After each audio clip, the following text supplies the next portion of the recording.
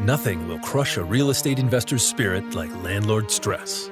The difference between being successful and miserable in managing properties is education.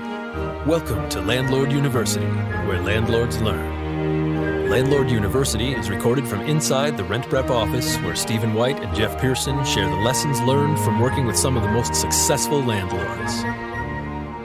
Welcome to Landlord University Night School. I'm Jeff Pearson. I'm here with my co-host, Stephen White. Hello, Stephen. How are you doing this evening?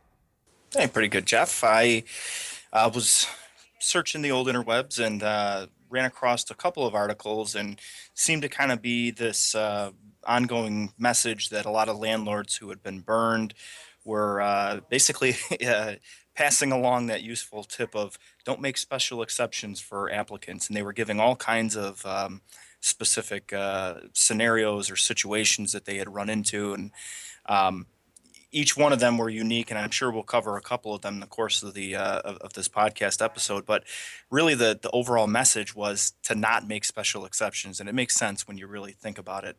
Some of the examples they were giving were, somebody who didn't have the full security deposit, and they wanted to the next month to basically pay the full security deposit, and this landlord had given him the keys and said, okay, fine, I'll agree to that, and ended up biting him in the long run. And just a lot of situations like that where they would go outside of their normal standard practice or their business practice, whatever they decide is how they're going to run things.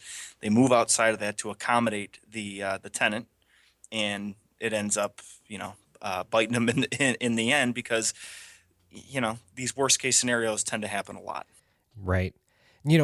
We talk so much about running this as a business. And if you walk into the local grocery store or hardware store, you're not going to get credit in this day and age, in the sense that you walk in and say, hey, can I pay for this next week? If you have the money or you have the credit card, you can buy it. But otherwise, they're not going to carry you. And this is the same situation. You have to establish what your ground rules are, what your guidelines are that you're going to use to select your tenants. And you know what the rules are. There's a certain amount of deposit, there's a certain amount of rent, and they have to take care of the utilities. Whatever those things are, they're laid out in black and white, and you have to look at them as black and white. Just as if you were going to the hardware store to buy a new lawnmower, they're not going to let you walk out without giving them money or paying with a credit card. Yeah, and a good point that one of the authors on the article had made was that think about the type of person you're renting to who immediately walks into this rental situation already wanting special circumstances and already kind of coming to you saying, I don't have the money, or I'm not basically I'm not ready. And if you're that desperate to fill a vacancy that you start making those exceptions, you're already in a desperate position. And, if things go bad, the situation's just going to get worse. So I think that in every one of these situations, the landlords were basically saying, don't do it. Don't make that. And we've talked about it before with, somebody who gives you this story about the rent. Once, if they don't have the money to pay the rent, they're going to pay you, the $100 they owe you from last month, this next month, or whatever the case is. Once they realize that you're flexible and that you're willing to work with them and that you're willing to do that and go the extra mile, you get dropped down on that priority list because their priorities are the people who they know won't work with them, their car company or their credit cards.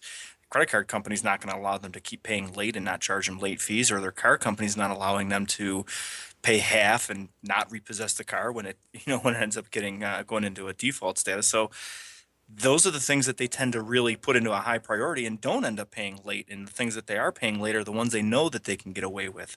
So when you set that tone in the beginning and somebody says, I don't have enough money for the security deposit that you're asking for, well, sorry, that's the criteria. You need to save for it or be prepared for a rental situation. You're not going to be able to rent anywhere if you don't have this money saved up or if you're not ready for it. So I think that the landlords that are getting themselves into trouble is when they deviate from that business practice and start to really become personally involved or start. And I hate to say the word sob story. I don't want it to sound like every tenant's got a sob story. or that all tenants are bad in that way. But when they come to you with situations right out the gate like that, it just tends not to be one of those things where it clears itself up and you'd never have a problem with that tenant again. Those are things that you usually get off on the wrong foot and it stays on that wrong foot the rest of the tenancy. We've talked often about the fact that you're going to take the hopefully at least 3 top candidates. You're going to get background checks on all of them. And then once you get those background checks back, hopefully you have 2 candidates that still are standing, and you're going to use your gut to make the determination as to which of those 2 is best. Which one is a great fit for you? They meet all of the other criteria that you've set forth. They've passed the background check and met all of your minimum qualifications on the background check. And then you go to your gut. Well, if you stop and think about it, if this person is coming to you for a major life decision, where am I going to live for the next couple of years, hopefully 2, 3, 4, 5 years, which is what you ultimately want in your property at minimum. If this person just decided last week or last month, I'm going to live in this property, what does that do to your gut feeling? If they haven't taken the time to prepare to make this type of a decision, it really calls into question how good of a tenant they're going to be. And I understand place for a long time and all of a sudden their landlord is selling the place, they're going to be in a different situation because all of a sudden they have to move and they weren't planning for it. And I understand that. But if they don't have the funds to provide the minimum qualifications, the deposit and the rent that you need, you can't rent to them. It has to be black and white. Yeah, because then you're getting into a situation where I've had this situation before too, where the person says, there's that transition period where they're leaving one property, they haven't gotten their security deposit back yet, but when they do get the security deposit, don't worry, that's going straight to me, the new landlord. Well, what happens if they don't get their security deposit back, or they trash the place or they run into a problem, and now you're the one getting the short end of the stick here, and you had no involvement in that situation with the other landlord. And so you're taking on other people's problems. I agree with you. I understand that situation. I've been in it. I've been on the other side of it, both sides of it. So I get it. But again, when running it like a business, those things need to be in order. Otherwise, they no longer qualify. And that needs to be black and white, like you said. Again, just set your standards in advance. Make sure you know what you're going to expect and don't accept anything less.